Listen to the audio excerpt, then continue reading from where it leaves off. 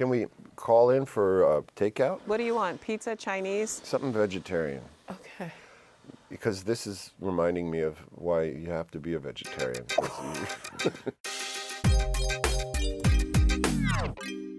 Welcome to Couch Surfing, the show where intriguing guests look back at their big roles, their little roles, and everything in between. I'm here with Tim Robbins. Tim, hey. Hi. You ready to surf? Sure. Let's do this. Ugly. Oh, my first job. Your first major role, and you played a domestic terrorist. Yeah. That's right. Go figure. Gwyneth's dad produced. Gwyneth's dad produced. Ouch. Oh.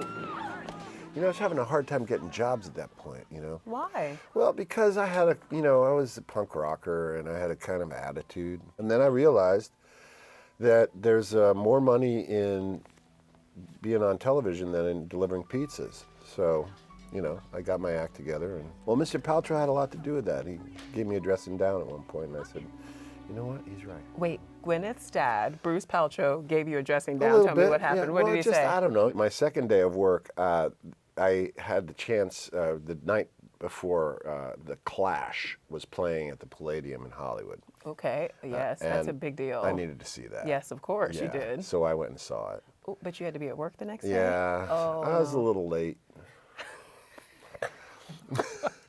By how many curse words were involved in that dressing down? Not a lot. He was a gentleman. He was, he was a professional and good man. All right. Yeah. All right. Let's keep surfing. You ready? All right. All right. Oh my God. This took 6 weeks to shoot this scene. It kept going on and on.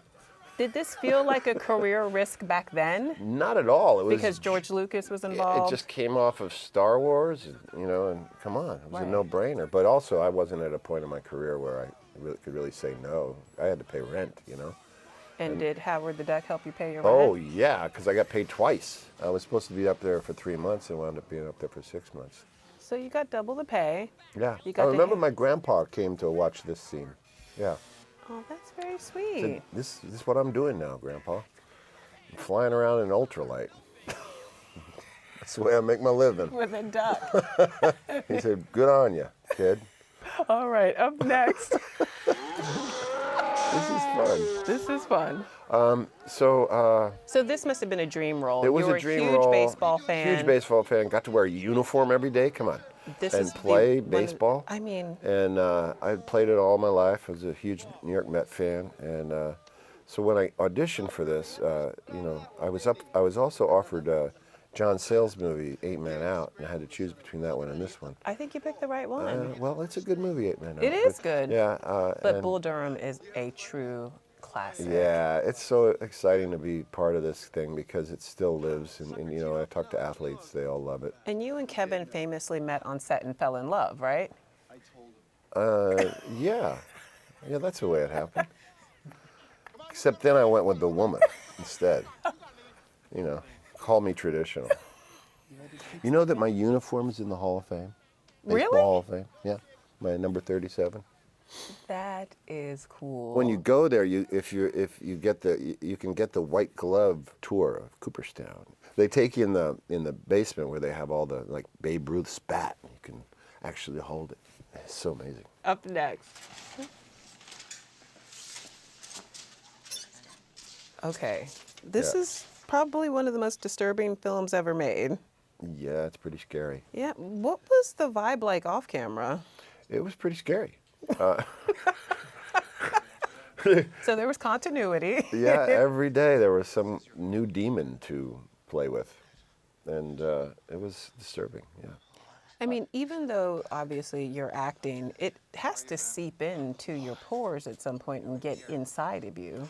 That's the only way you can deliver a performance like this, right? It does. It was about 5 months of hell. This is hard to watch all these years later. Yeah, but I got better at processing this stuff as I got older. Like you were saying earlier, it kind of seeps into you. You start, ouch. You start, living it day in, day out. Can't really let it go, and I've gotten better at letting it go when I leave the set. I do remember one scene where they were like, shaking my head and throwing crap at me from the ceiling, and blood and plaster and stuff. And it was a day when you finish the day and you go, does anybody care? It was hard. And they cut it out of the film too. They shook my head with a paint mixer. That does not so sound young fun. actors out there, you don't have to do your own stunts.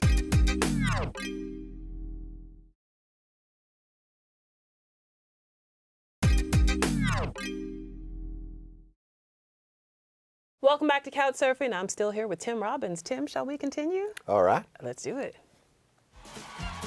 I had a blast doing this film. We filmed one of the scenes in Mr. Rogers' Neighborhood set. That's fantastic. And I got to meet Mr. Rogers. I wound up giving him an award at Daytime Emmys. And he wound up writing me this incredibly beautiful letter that I framed.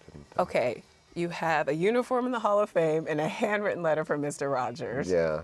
I am so My jealous. life's surreal sometimes. Yes, it is. Yeah. And you're on this couch. Yeah, and even more surreal. When you were writing this, the idea of the current state of affairs was sort of unimaginable. Do you look back on this and think to yourself, wow, I was on to something really early? I believe it was already happening and then no one was paying attention to it. Any hopes or signs that it may get better? I always have hope. Now we have the internet, we have social media, so information travels very quickly without as much censorship, and so I have great hope in that. The problem with that is that disinformation travels quickly, and so we have to be able to be smart in the way we process it and distribute it. You want to keep surfing? Sure. All right. So that was a tunnel filled with warm chocolate and caramel, right? Yeah, well, actually, it's supposed to be feces, which, by the way, you wouldn't be able to survive this because the methane would kill you.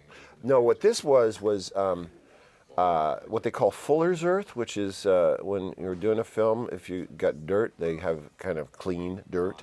Dirt that's, not, I guess, dirty dirt. I don't know what the difference is. But this, falling into this, was the most dangerous part of all this because this was farm runoff. So that water had, all kinds of toxins in it. This is one of the most iconic scenes in cinematic history. I love this film because it really earns this moment. It gets there through a long journey of patience and faith and hope. And I think that's why it's lasted for as long as it has. Did you have any idea that it was going to resonate with fans in that way? I knew the script was so beautiful. All of us that signed on for that film just absolutely adored that script. And it was the best script I've ever read. Up next. Now get your patchouli stick out of my store. That's right. Move Get it, out. lard So, ass. John has been a friend for a long time, and Look at Jack Black trying not to laugh. Did you catch that? Yeah. Now Jack Black, I've known since he's 12 years old. Since he was 12? Yeah, I cast him in a play when he was 12, and Really? John I knew since he was 17. He asked me to do this part, and I said I'd love to, but I've got one request. I need a wig, because I wanted to look like Steven Seagal. What did you see in Jack Black back then? I'm interested. Super He's talented. At 12, you Yeah. saw that. Oh yeah. Wow. And then he joined the Actors Gang. When I think he was still in high school when he joined the Actors Gang. And then when I was casting my first film, I cast Jack Black in his first film, Bob Roberts. Bob Roberts. Yeah. So he owes you. No. He does. No, You made him. He would be nothing without you. No, he'd be nothing without his talent. All right. The willful negligence, the corruption. This is Dark Waters. I watched this the other day, and I cannot believe, one, that it's based on a true story. This is a New York Times feature that was turned into a film, and that this is a reality that we are currently living with. On the front page of the New York Times today, there's a report that the EPA is trying to eliminate past scientific studies that have linked toxic chemicals like DuPont has emitted into our environment, trying to eliminate any evidence that suggests any connection between that and human illness. Is it important for you to be a part of projects like this? Because I feel like now more than ever, art is playing a significant role in communicating complex ideas. Absolutely. And this movie is made so artfully. Todd Haynes is an amazing filmmaker. As he puts it, it's in a genre that he loves, which I love too, which is the whistleblower genre, All the President's Men, That's right. Silkwood, those kinds of movies. But it's telling the story of a real man named Rob Bilott who took on DuPont. Tim, thank you so much for surfing by. My pleasure. You were My awesome. pleasure. This was fun. This was fun, right? Is the pizza here yet? Yes, it is. It's coming right in. Dark Waters is in theaters now. We'll see you next week on Couch Surfing. Bye.